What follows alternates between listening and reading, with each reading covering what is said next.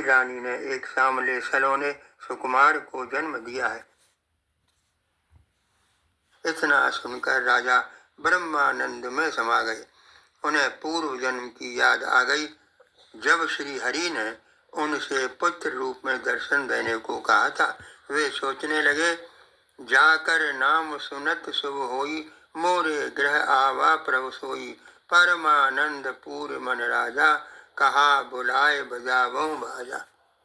राजा दशरथ सोचने लगे कि जिनका नाम सुनने से ही कल्याण होता है, वे प्रभु मेरे घर आए हैं। यह सुनकर राजा का मन परम आनंद से पूर्ण हो गया।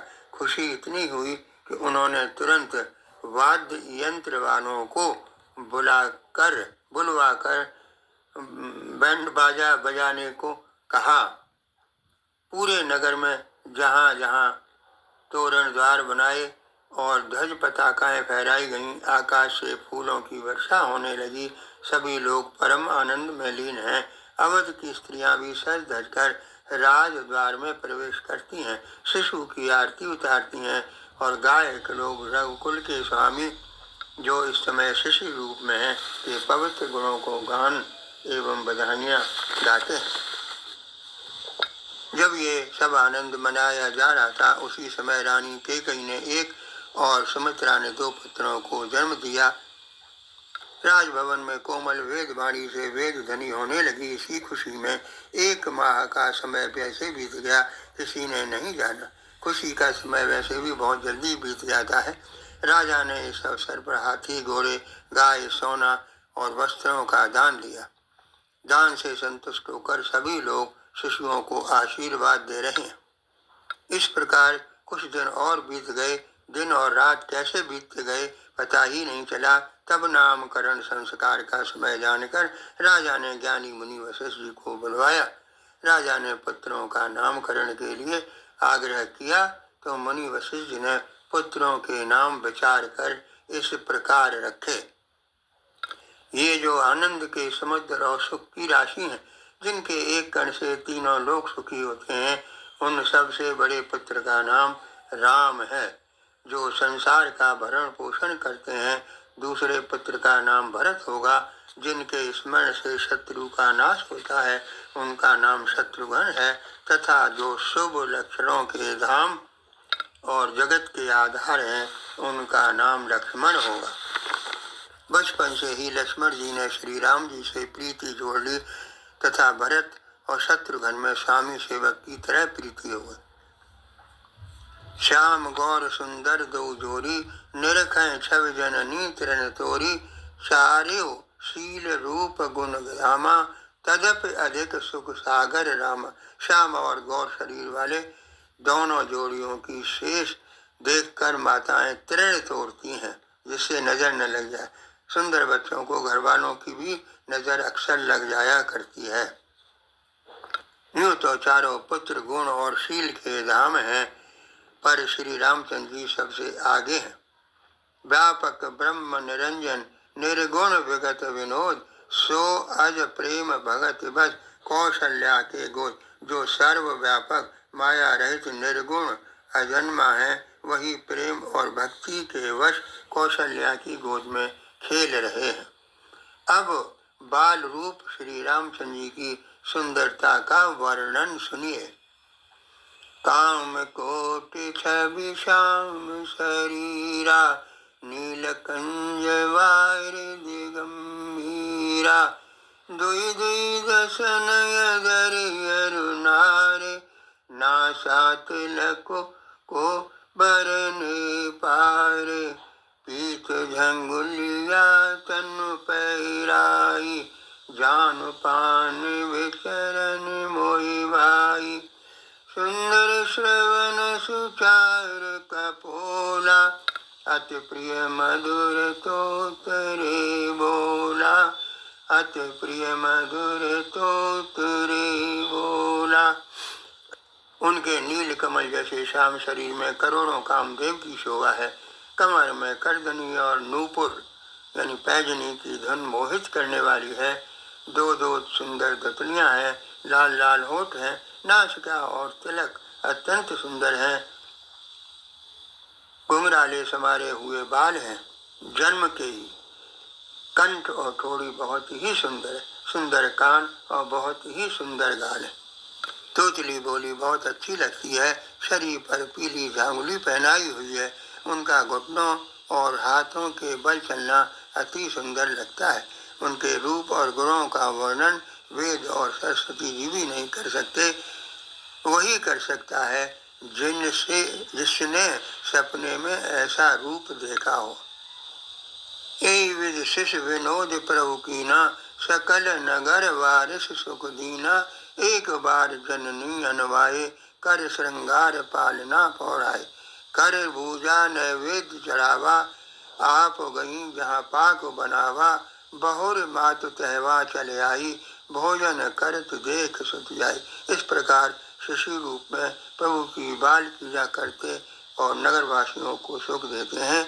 इसी क्रम में एक बार माता ने श्री रामचंद्र जी को स्नान करा के पालने पर पौड़ा दिया, स्वयं पूजा करके भगवान को नैवेद्य चढ़ाया। फिर माता रसोई गईं, पुनः पूजा स्थान पर लौट आई। वहां आने पर पुत्र को नैवेद्य खाते देखा। माता पुनः वहां गईं जहां पुत्र को पालने में चढ़ाया था, तो उसे वहां भी सोते हुए देखा। फिर पूजा स्थान पर आई तो वहाँ बालक को पुनः भोजन करते देखा। मन को धीरज नहीं हुआ, सोचने लगी यहाँ और वहाँ दोनों जगह पुत्र को देखा, क्या यह ब्रह्म है या और कुछ। प्रभु श्री रामचंद्र जी माता को घबराहट देखकर मुस्कुरा दिए। दिख रावा माता ही निज अद्भुत रूप अखंड, रोम रोम प्रति लागे कोट कोट ब्रह्मांड। फिर माता को उन्होंने अखंड अद्भुत रूप दिखलाया, जिसके एक एक रोम में करोड़ों ब्रह्मांड लगे हुए हैं। अगणित सूर्य चंद्रमा शिव ब्रह्मा पर्वत नदी समुद्र पृथ्वी वन काल कर्म गुण ज्ञान और स्वभाव देखे, जो न सुने वह पदार्थ भी देखे। बलवती माया को भी देखा, जो प्रभु के सामने हाथ जोड़े खड़ी है। जीव को देखा जिसे माया नचाती है, भक्ति को देखा जो माया छुड़ा देती है। माता का शरीर पुलकित हो गया, मुख से वचन नहीं निकलता। आंखें मूंदकर प्रभु को सिर नवाया। माता को आश्चर्यचकित देख प्रभु पुनः बाल रूप हो गए। माता डर गईं कि मैंने परमात्मा को पुत्र करके जाना। यह देख श्री हरि ने माता को समझाया और कहा, हे माता, ये बात तुमने मेरा रूप जो देखा है किसी से न कहना। यह बात सुनकर कौशल्या माता प्रभु से प्रार्थना करने लगी कि बार बार कौशल्या विनय करऊं कर जोर, अब जन कबहुन व्यापे प्रभु मोह माया तोर। हे प्रभु, आपकी ये माया अब मुझे कभी न व्यापे। वास्तव में कौशल्या माता का प्रभु का यह रूप देखकर भ्रमित होना स्वाभाविक था। देखिए सज्जनों, इसी प्रकार का विराट रूप भगवान कृष्ण ने अर्जुन को दिखलाया था, जैसा गीता के अध्याय 11 के श्लोक 12 एवं 19 में दर्शाया है। दिव्य सूर्य सहस्रश भवेद उपदिष्टा यद वहा सदृशी साक्षात भासतस महान बने। संजय कहते हैं कि हे राजन, आकाश में 1000 सूर्यों के एक साथ उदय होने से उत्पन्न जो प्रकाश हो, वह भी उस विश्व रूप परमात्मा के प्रकाश के सदृश कदाचित ही हो। अनादि मध्यांत अनंत वीर्यम अनंत बाहुम श्रेष्ठ सूर्य नेत्रम पश्यामि त्वाम दीप्तहुताश वक्त्रम सतेजसा विस्मदम तपन।